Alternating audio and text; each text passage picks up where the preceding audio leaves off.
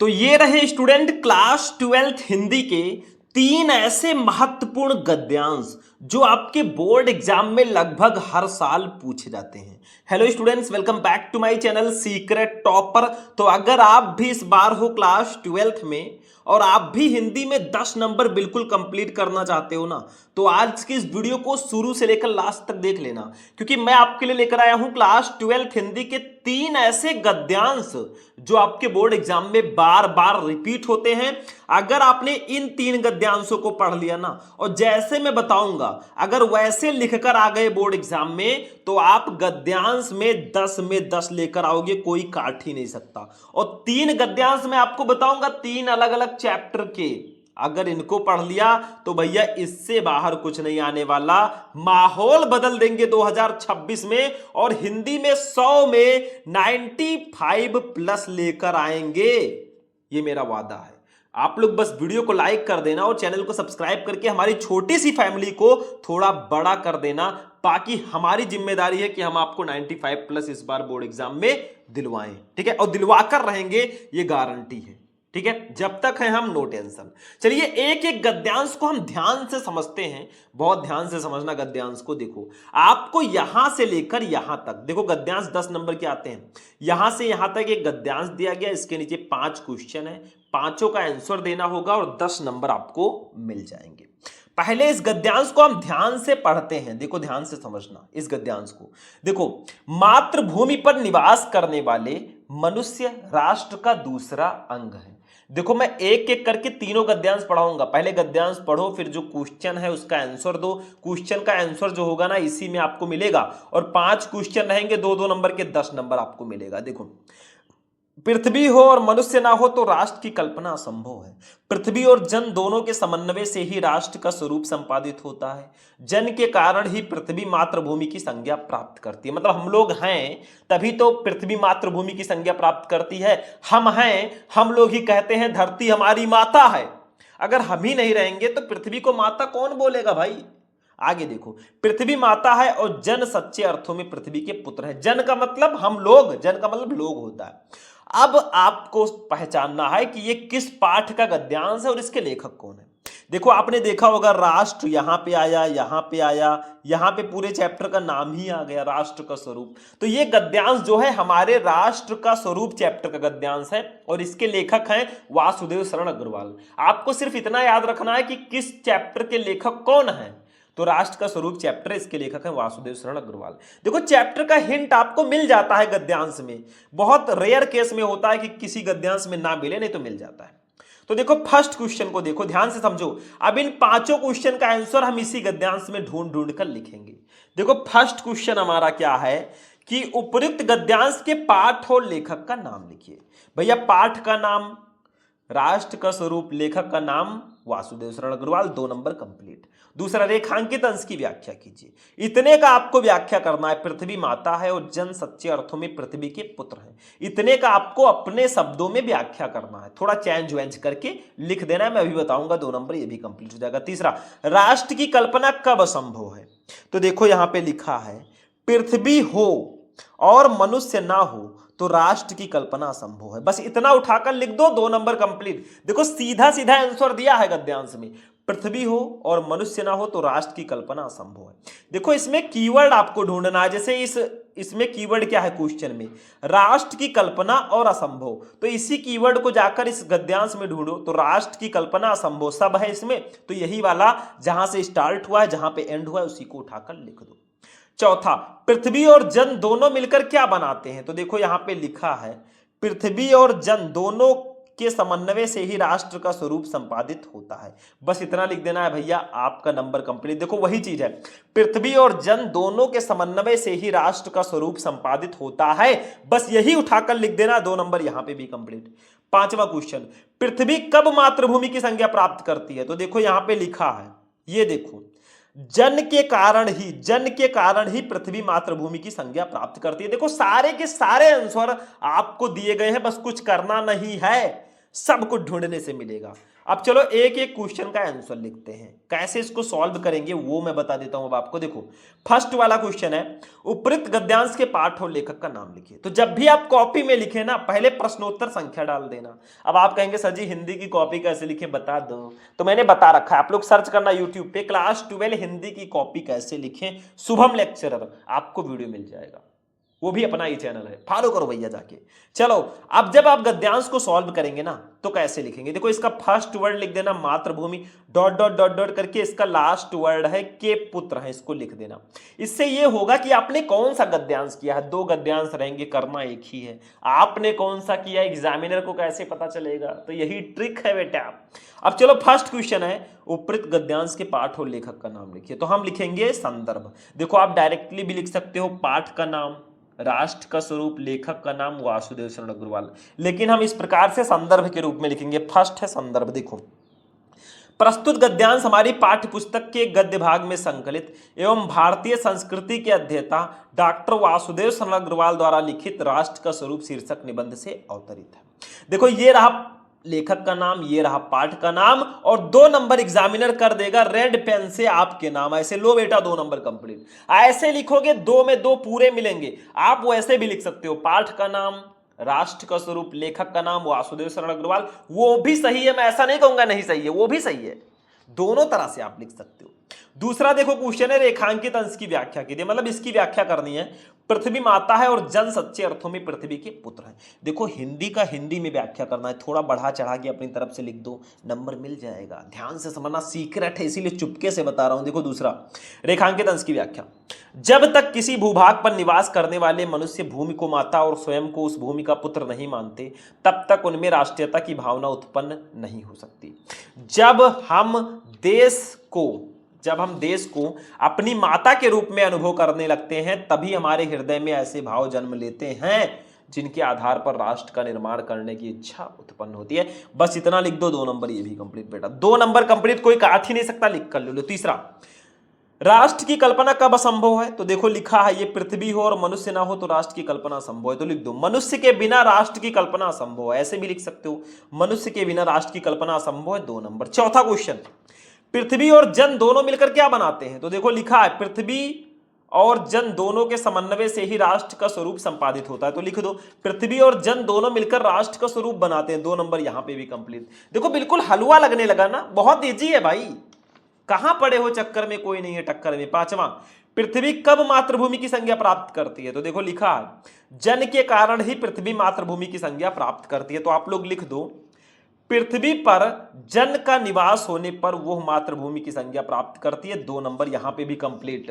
बस हो गया भैया, ये 10 में 10 आपको मिल गया, क्यों टेंशन ले रहे हो। कॉपी कैसे लिखे मैं जल्दी बताऊंगा, आप लोग फॉलो करें, लाइक करें भाई, आप लोग सपोर्ट बनाए रखेंगे ना तो मैं ऐसी ऐसी चीजें ले आऊंगा। देखो एक मोटिवेशन हमें मिलता है जब बच्चे हमें थोड़ा सपोर्ट करते हैं ना, तो एक मोटिवेशन मिलता है, हाँ बच्चे रिस्पॉन्स दे रहे हैं, हमें जिम्मेदारी के साथ काम करना चाहिए, तो हम बताते हैं। चलो भैया दूसरे हम गद्यांश पे आते हैं, ये है हमारा दूसरा गद्यांश, ध्यान से समझना। और ये गद्यांश हमारे अशोक के फूल चैप्टर से लिया गया है। इसके लेखक हैं हजारी प्रसाद द्विवेदी जी, डॉक्टर हजारी प्रसाद द्विवेदी जी या आचार्य हजारी प्रसाद द्विवेदी जी। देखो ध्यान से पढ़ो, पहले पढ़ो फिर 5 क्वेश्चन का आंसर ढूंढेंगे। देखो कहते हैं दुनिया बड़ी भुलक्कड़ है, केवल उतना ही याद रखती है जितने से उसका स्वार्थ सधता है, बाकी को फेंक कर आगे बढ़ जाती है। शायद अशोक से उसका स्वार्थ नहीं सधा, क्यों उसे वो याद रखती, सारा संसार स्वार्थ का अखाड़ा ही तो है। देखो ये चैप्टर किस चैप्टर का है, पहचानोगे कैसे, देखो इसमें अशोक आ गया, तो ये अशोक के फूल चैप्टर का गद्यांश है और इसके लेखक हैं डॉक्टर हजारी प्रसाद द्विवेदी जी। अब एक चीज समझो, बहुत ध्यान से, बहुत अच्छे से समझना मैं जो बोल रहा हूं। देखो 5 क्वेश्चन आपको इसके नीचे दिए जाएंगे। फर्स्ट है उपयुक्त गद्यांश के पाठ और लेखक का नाम लिखिए। भैया पाठ का नाम अशोक के फूल, लेखक का नाम डॉक्टर हजारी प्रसाद द्विवेदी। दूसरा, रेखांकित अंश की व्याख्या कीजिए। इतने का व्याख्या करना है। कहते हैं दुनिया बड़ी भुलक्कड़ है, केवल उतना ही याद रखती है जितने से उसका स्वार्थ सत्ता है, बाकी को फेंक कर आगे बढ़ जाती है। थोड़ा बढ़ा चढ़ा के व्याख्या लिख दो, काम हो जाएगा बच्चों। तीसरा, अशोक को विस्मृत करने का आधार किसे माना गया? देखो इसका आंसर इसमें नहीं मिलेगा। अशोक को विस्मृत करने का आधार स्वार्थ वृत्त को माना गया है, क्योंकि स्वार्थ के बारे में बताया गया, तो 2-2 नंबर कंप्लीट। चौथा, लेखक ने दुनिया का किस तरह का व्यवहार बताया? लेखक ने दुनिया को बताया है कि दुनिया बड़ी भुलक्कड़ है, केवल उतना ही याद रखती है जितने से उसका स्वार्थ सत्ता है, बाकी को फेंक कर आगे बढ़ जाती है। इतना लिख दोगे ना, आपका 2 नंबर कंप्लीट है। पांचवा क्वेश्चन, स्वार्थ का अखाड़ा किसे कहा गया है? देखो सारा संसार स्वार्थ का अखाड़ा ही तो है, मतलब सारे संसार को स्वार्थ का अखाड़ा कहा गया है। बस हो गया बेटा, कुछ है नहीं। चलो भैया, अब हम एक एक का आंसर लिखेंगे। देखो पहले वही प्रोसेस करना, कहते हैं डॉट डॉट डॉट डॉट करके ही तो है, मतलब इसका फर्स्ट वर्ड लास्ट वर्ड लिख देंगे। फर्स्ट क्वेश्चन है, उपरोक्त गद्यांश के पाठ और लेखक का नाम लिखिए, तो हम संदर्भ लिखेंगे। देखो ये प्रस्तुत गद्यांश हमारी पाठ्य पुस्तक के गद्य भाग में संकलित तथा हिंदी के सुविख्यात निबंधकार आचार्य हजारी प्रसाद द्विवेदी द्वारा लिखित अशोक के फूल नामक ललित निबंध से अवतरित है। ये रहा लेखक का नाम, ये रहा पाठ का नाम, 2 नंबर ये आपके नाम, तेरे नाम, ठीक है? तो समझ में आ गया, आपके नाम। तो ये फर्स्ट क्वेश्चन हो गया, ये तो सिंपली हम लिख ही देंगे। दूसरा, रेखांकित अंश की व्याख्या कीजिए, मतलब इतने का व्याख्या करना है कि कहते हैं दुनिया बड़ी भुलक्कड़ है, केवल उतना ही याद रखती है जितने से उसका स्वार्थ सधता है, बाकी को फेंक के आगे बढ़ जाती है। चलो इसका व्याख्या कर देते हैं। दूसरा देखो, रेखांकित अंश की व्याख्या। द्विवेदी जी कहते हैं कि ये संसार बड़ा स्वार्थी है, ये उन्हीं बातों को याद रखता है जिनसे उसका कोई स्वार्थ सिद्ध होता है, अन्यथा व्यर्थ की स्मृतियों से ये अपने आप को बोझिल नहीं बनाना चाहता। ये उन्हीं वस्तुओं को याद रखता है जो उसके दैनिक जीवन की स्वार्थ पूर्ति में सहायता पहुंचाती हैं। बदलते समय की दृष्टि में अनुपयोगी होने से यदि कोई वस्तु उपेक्षित हो जाती है तो ये उसे भूलकर आगे बढ़ जाता है। बस बेटा थोड़ा बढ़ा चढ़ा के लिख देना है। नंबर आपका 2 नंबर आपके हाथ में होगा, ऐसे कदमों में, तेरे कदमों में 2 नंबर रहेगा, ठीक है? चलो भैया अगला क्वेश्चन देखते हैं, ध्यान से समझना। तीसरा क्वेश्चन हमारा क्या है, अब हम जो है इसको रखेंगे आंसर की और यहाँ पे देखेंगे। तीसरा क्वेश्चन, अशोक को विस्मृत करने का आधार किसे माना गया? तो मैंने बताया आपको कि अशोक को विस्मृत करने का आधार स्वार्थ वृत्त को माना गया है, तो लिख दो अशोक को विस्मृत करने का आधार स्वार्थ वृत्त को माना गया है। बेटा 2 नंबर यहाँ पे भी कंप्लीट। क्वेश्चन नंबर 4 को देख लो ध्यान से। लेखक ने दुनिया का किस तरह का व्यवहार बताया है? तो लेखक ने दुनिया के व्यवहार को इस तरह बताया है कि ये केवल उतना ही याद रखती है जितने से उसका स्वार्थ सधता है, बाकी को फेंक कर ये आगे बढ़ जाती है। 2 नंबर कंप्लीट। मतलब लेखक ने बताया है कि दुनिया बहुत भुलक्कड़ है, केवल उतना ही याद रखती है जितने से उसका स्वार्थ सिद्ध होता है, नहीं तो वो बाकी को फेंक कर आगे बढ़ जाती है। जाओ बेटा जो भी करना है करो, हमसे तुमसे मतलब नहीं है, हम जा रहे हैं, ठीक है, अपनी गली। चलो 5वां देख लो, स्वार्थ का अखाड़ा किसे कहा गया है? स्वार्थ का अखाड़ा किसे कहा गया है? तो भैया सारे संसार को स्वार्थ का अखाड़ा कहा गया है। 2 नंबर ये भी कंप्लीट। कुछ है नहीं, ये सीधा सीधा आंसर लिखा है, सारा संसार स्वार्थ का अखाड़ा ही तो है। तो गद्यांश में कुछ नहीं होता, इसीलिए कहते हैं ना हिंदी में कुछ होता नहीं, बिल्कुल हलवा होता है, बस चिम्मच लेकर खा लेना है, काम खत्म। चिम्मच का मतलब बढ़िया वाली जानकारी होनी चाहिए, उसको चिम्मच से मैंने कंपेयर किया है, ठीक है? बस जानकारी आपके पास होनी चाहिए, सारे आपके नाम होंगे। तो भैया 10 में 10 एग्जामिनर ऐसे करेगा, बाबू ये लो 10 में 10 ले लो बाबू, ठीक है? तो 10 में 10 आपको मिल जाएगा। चलो भैया हो गया, डन। अभी तो 2 ही हुए हैं, एक अभी बाकी है। अभी तो मापी है मुट्ठी भर जमी हमने, अभी तो सारा आसमान बाकी है। चलो तीसरा वाला देख लो, ध्यान से समझो। अब देखो ये भी अशोक के फूल चैप्टर का बेसिकली है, तो चलो देख लेते हैं क्या है। देखने में क्या जाता है, पढ़ लेते हैं। देखो अशोक का वृक्ष जितना भी मनोहर हो, जितना भी रहस्यमय हो, जितना भी अलंकारमय हो, परंतु है वो उस विशाल सामंत सभ्यता की परिष्कृत रुच का ही प्रतीक, जो साधारण प्रजा के परिश्रमों पर पली थी। उसके रक्त संसार कणों को खाकर बड़ी हुई थी और लाखों करोड़ों की उपेक्षा से जो समृद्ध हुई थी। वे सामंत उखड़ गए, समाज ढह गए और दिनोत्सव की धूमधाम भी मिट गई। अब ये किस चैप्टर का है भाई, बताने की कोई जरूरत है नहीं, अशोक लिखा है तो ये अशोक के फूल चैप्टर का गद्यांश है। देखो मैं आपको एक हिंट भी दे दूं, जो गद्यांश है ना उसके लिए कुछ महत्वपूर्ण चैप्टर मैं बता देता हूं। एक आपका है राष्ट्र का स्वरूप, अशोक के फूल, भाषा और आधुनिकता और निंदा रस। ये 4 चैप्टर जो है ना, अगर इनका आप लोगों ने गद्यांश पढ़ लिया सारा का सारा, तो भैया आपको 10 नंबर लाने से कोई रोक ही नहीं सकता, दुनिया का कोई भी पावर नहीं रोक सकता, ठीक है? पावर में है हम लोग। चलो भैया हो गया, इतना समझ गए। फर्स्ट क्वेश्चन देखो क्या है, उपयुक्त गद्यांश के पाठ और लेखक का नाम लिखिए। भैया पाठ का नाम अशोक के फूल, लेखक का नाम डॉक्टर हजारी प्रसाद द्विवेदी जी, आचार्य हजारी प्रसाद द्विवेदी जी। दूसरा, रेखांकित अंश की व्याख्या कीजिए। ये जो दिया गया है ना, जो साधारण प्रजा के परिश्रमों पर पली थी, उसके रक्त संसार कणों को खाकर बड़ी हुई थी, और लाखों करोड़ों की उपेक्षा से जो समृद्ध हुई थी, वे सामंत ढह उखड़ गए, समाज ढह गए, और दिनोत्सव की धूमधाम भी मिट गई। इसकी व्याख्या करनी है, 4 लाइन का व्याख्या करना है तो 7-8 लाइन में लिखना होगा। टेंशन मत लो, हम सब लिखेंगे भैया, हम हैं तो टेंशन बिल्कुल मत लेना, ठीक है। खड़े रहेंगे आपके साथ सपोर्ट बनकर, जब तक आपको टॉपर नहीं बना देते हम कहीं नहीं जाने वाले हैं।